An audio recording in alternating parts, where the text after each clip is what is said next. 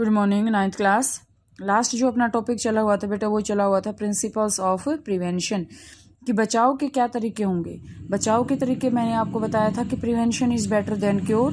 ये भी मैंने आपको ये बताया था कि जो हम क्योर कब करते हैं, ट्रीटमेंट। देखो ये मैंने बताया था ना कि ट्रीटमेंट हम कब करते हैं, जब हमें वो बीमारी लग जाती है, लेकिन प्रिवेंशन हम कब करते हैं, उस बीमारी से बचने के लिए हम क्या करेंगे, प्रिवेंशन करेंगे। मैंने यहाँ तक आपको जो है कल बताया था। नेक्स्ट जो है यहाँ से हम रीड आउट करना स्टार्ट करते हैं। देखो, so one way of looking at several infection disease is that it represents a lack of success of the immune system. मतलब हमें बीमारी कब चिकड़ जकड़ती हैं, जब हमारा इम्यून सिस्टम कम काम कर रहा है।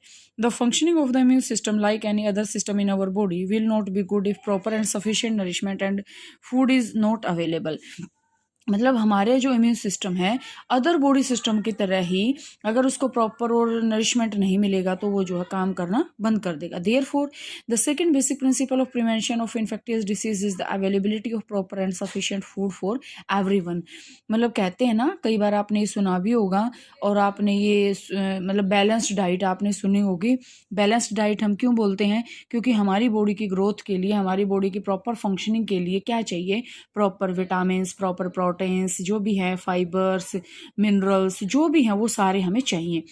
अब ये नहीं है हम रोज आलू की सब्जी खाते रहेंगे, हाँ हमें कार्बोहाइड्रेट मिल जाएगा, लेकिन विटामिन, प्रोटीन सारे चाहिए हमें। तो इसका मतलब क्या है कि अगर जो माल न्यूट्रिशन हो जाती है, एक बीमारी अगर आपने सुना हो माल न्यूट्रिशन, माल न्यूट्रिशन का मतलब क्या होता है, पोषक तत्व की कमी। ठीक है, आपने ये सुना भी होगा माल न्यूट्रिशन। तो यहाँ से अगर हम देखें बेटा, तो यहाँ से आपके पास आएगा कि दूसरा आपके पास क्या है प्रिवेंशन का, कि हमें प्रॉपर जो है डाइट लेनी चाहिए। These are the general ways of preventing infections.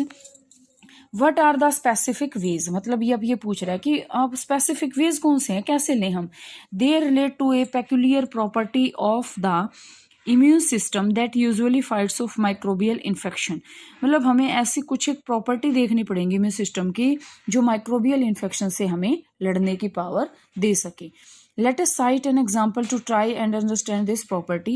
These days there is no smallpox anywhere in the world. छोटी माता, मतलब कभी कहीं भी नहीं है आज के टाइम में हमारी पूरी इंडिया के अंदर। But as recently as 100 years ago, 100 साल पहले, smallpox epidemics were not at all uncommon.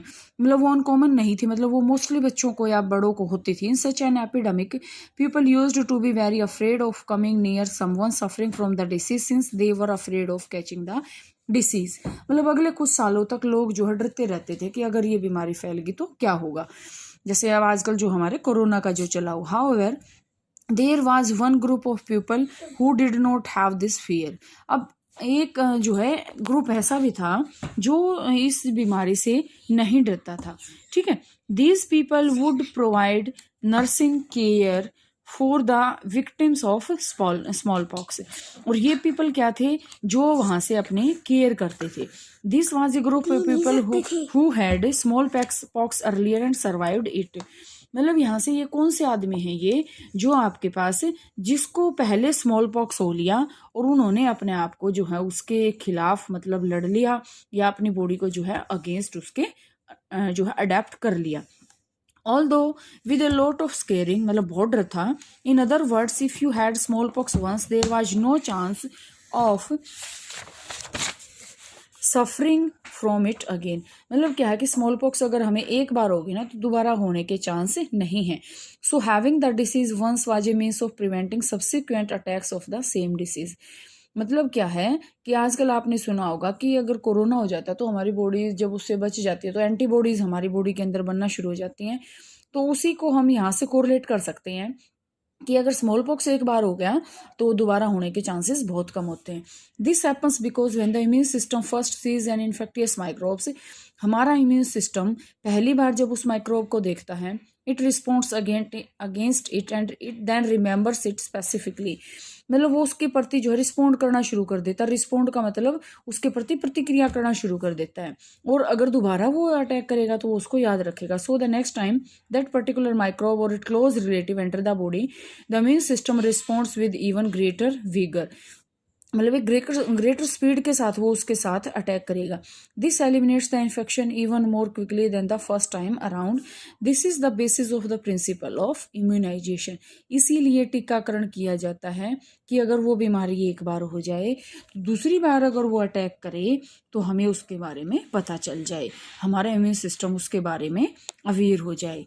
We can now see that as a general principle, we can fool the immune system into developing a memory for a particular infection by putting something that mimics the microbe we want to vaccinate against into the body। मतलब हम अपने जो immune system को पागल बना सकते हैं कोई भी वैक्सीनेशन लेकर। This does not actually cause the disease but this would prevent any subsequent exposure. ये हमारी बॉडी को कोई इफेक्ट नहीं करेगा लेकिन वो हमें बीमारी से बचाएगा। Many such vaccines are now available for preventing a whole range of infectious disease। ये देखो आप सबको पता है कि आपको जो है बचपन से लेकर जो है 10 साल तक या हम 15 साल तक जो है टीकाकरण करते रहते हैं। Provide disease specific means of prevention. There are vaccines against tetanus. देखो टेटनस का टीका जन्म लेते ही लगता है, डिप्थीरिया का, वोपिंग कफ का, मीजल्स का, पोलियो का और बहुत सारे टीके जो हैं लगते हैं time to time. These form of the public health program of childhood immunization for preventing infectious disease। और ये प्रोग्राम जो है सरकार चलाती रहती है बच्चों को इन इन्फेक्शन से बचाने के लिए। Of course, such a program can be useful only if such health measures are available to all children। Can you think of reason why this should be so?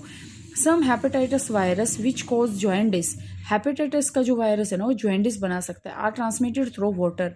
ये वाटर से फैलता है, सबको पता है वाटर डिसीज है jaundice. There is a vaccine for one of them, hepatitis A. Hepatitis A के अगेंस्ट जो है वैक्सीन है in the market but the majority of children in many parts of India are already immune to hepatitis A by the time they are 5 years old. मतलब 5 साल तक के बच्चों को हेपेटाइटिस ए के जो है टीके लग जाते हैं। This is because they are exposed to the virus through water. और वो under this circumstances would you take the vaccine. मतलब यहाँ से आपके पास देखो बेटा ये चैप्टर आपका कंप्लीट होता है। ये वैक्सीनेशन था। वैक्सीनेशन या इम्यूनाइजेशन एक ही होता है। इम्यूनाइजेशन का मतलब क्या है, इम्यून सिस्टम को स्ट्रॉन्ग बनाना, और वैक्सीनेशन का मतलब क्या, टीकाकरण। दोनों का एक ही बात है और दोनों का मेन मोटिव क्या है, एक ही है ये दोनों प्रोग्राम, लेकिन दोनों का मेन क्या है कि हमारी बॉडी को जो है कोई भी डिसीज होता है तो उसके प्रति हमें रिस्पोंड करने की पावर देना, तो इसको हम बोलते हैं बेटा इम्यूनाइजेशन। आपका ये चैप्टर यहाँ पे कंप्लीट होता है, बाकी जो है कल करते हैं।